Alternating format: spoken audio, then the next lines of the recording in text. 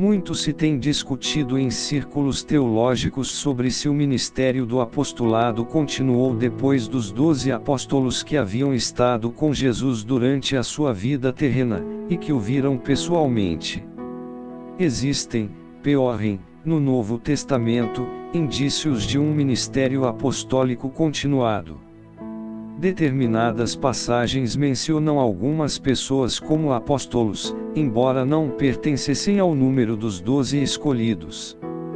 Na carta aos Efésios, Paulo apresenta o ministério apostólico entre outras coisas que deveriam servir para a edificação da igreja. Efésios capítulo 4 versículos 11 a 15. A palavra apóstolo significa enviado, uma pessoa que está devidamente autorizada por outra que a enviou para realizar missão que lhe foi confiada. Essa palavra no latim é missionário, e significa igualmente delegado, de uma pessoa que foi incumbida e enviada por outra para realizar uma missão especial. No Novo Testamento usa-se esse termo para pessoas que estão dedicadas ao trabalho de pioneirismo. O significado é ilustrado da melhor maneira possível no trabalho pioneiro de um missionário em um novo campo. Gunnar Wingren foi um apóstolo no sentido perfeito da palavra.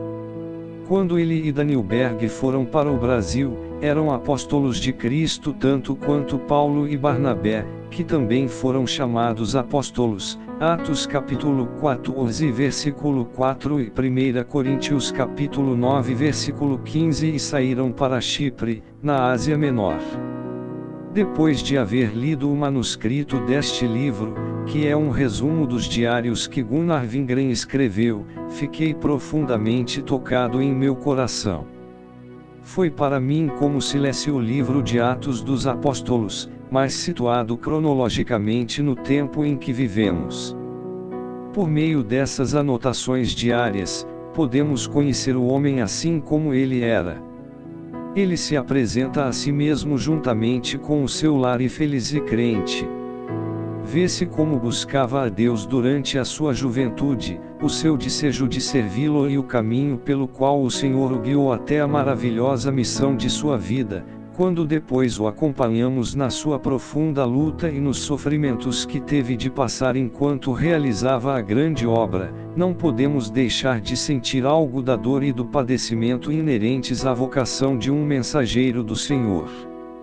Vendo agora no Brasil o resultado dessa grande obra pioneira, ficamos maravilhados ao pensar que vimos e conhecemos essas mesmas pessoas usadas como instrumentos na realização dela. Quando estive na Conferência Mundial Pentecostal, de janeiro, em julho de 1967, e vi as grandes multidões reunidas, e ouvi o seu júbilo e alegria, tive uma impressão da obra dos pioneiros que jamais poderei explicar. Apesar de ter tido um início tão humilde, das suas poucas possibilidades e da resistência e perseguição que encontrou e teve de vencer, o movimento pentecostal no Brasil hoje é um milagre espiritual que causa admiração no mundo inteiro. A Conferência Mundial foi realizada durante uma semana inteira, em um estádio com lugar para 30.000 pessoas. O local esteve abarrotado e cheio todos os dias. No culto final, num domingo, conseguiram um estádio maior com assentos para 200.000 pessoas. Apesar da chuva que caía, calculou-se o número dos presentes em 160.000. O número daqueles que procuravam a salvação das almas, e dos que buscavam a Deus e agradeciam as bênçãos recebidas era admirável nessa conferência, onde os brasileiros constituíam a absoluta maioria. Tudo isso ia-se em um testemunho poderoso sobre o caráter real futuro do movimento pentecostal, principalmente no Brasil. Quem, depois da conferência, teve oportunidade de participar dos cultos e ouvir os relatos dos dirigentes, a evolução do trabalho e a opinião deles sobre esta obra tão admirável, confirmou a impressão que sentira durante a conferência.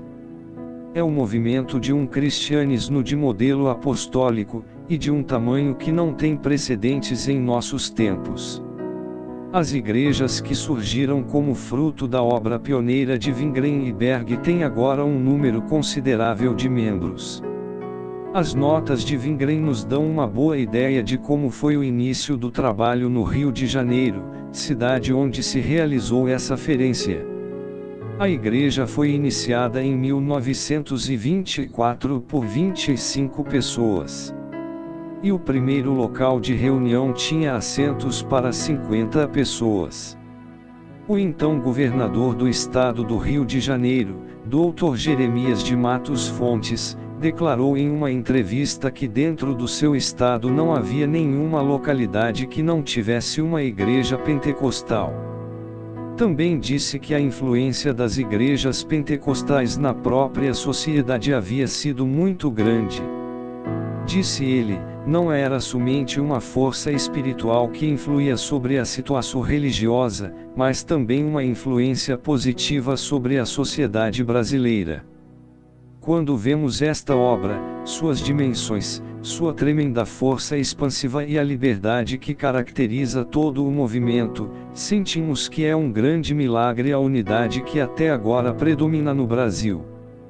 Muitos esforços têm sido feitos para dividir esse movimento, outros têm procurado organizá-lo como uma denominação, mas até agora sem êxito, graças a Deus. As igrejas, conforme foram formadas e fundadas pelos pioneiros Wingren e Berg segundo o modelo apostólico, continuam até hoje levando adiante a poderosa mensagem de Deus, alicerçadora dessa obra. Gunnar Wingren foi um grande dirigente. Daniel Berg tinha importantes qualidades individuais como trabalhador e homem de fé, qualidades que foram de suma importância para a colaboração mútua no trabalho pioneiro. Mas Wingren era o dirigente principal. E como dirigente tinha muitas qualidades e capacidades, que foram de grande ajuda para o novo movimento que crescia rapidamente.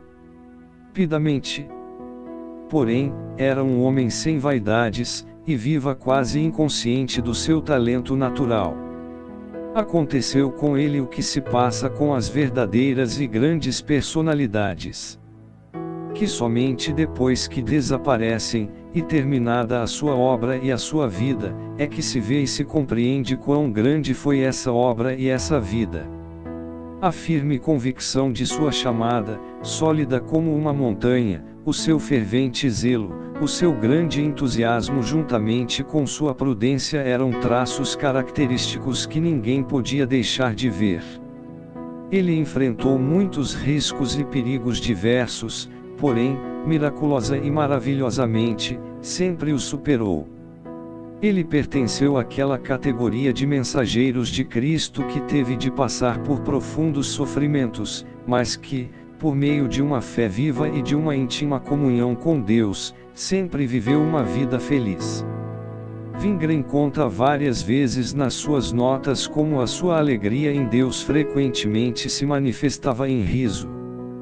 Nós, que tivemos o privilégio de estar com ele, nos lembramos como ele ria muitas vezes quando essas ondas de alegria do poder de Deus vinham sobre ele. Porém, do outro lado da balança estava sua grande responsabilidade pelo trabalho missionário, as preocupações financeiras, que muitas vezes acompanham um trabalho pioneiro, e seu corpo débil e enfermo, que parecia demasiadamente fraco para levar aquelas pesadas cargas que Deus tinha posto sobre os seus ombros. Quando em visita à América do Sul, eu fiquei sabendo da existência destas memórias de Gunnar Wingren, tive o pressentimento de haver encontrado uma mina de ouro.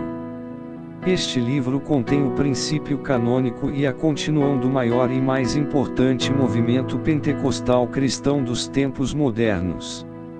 Agora que podemos oferecer aos nossos leitores este tesouro, estou certo de que todos terão as suas experiências espirituais enriquecidas. Ivar Wingren, o filho mais velho do casal Wingren, que segue as pisadas do pai como missionário na América do Sul, tem procurado, com muito cuidado e amor, pôr em ordem as memórias e lembranças deixadas por seu pai, o que valoriza imensamente o testemunho pessoal de Gunnar Wingren narrado neste livro.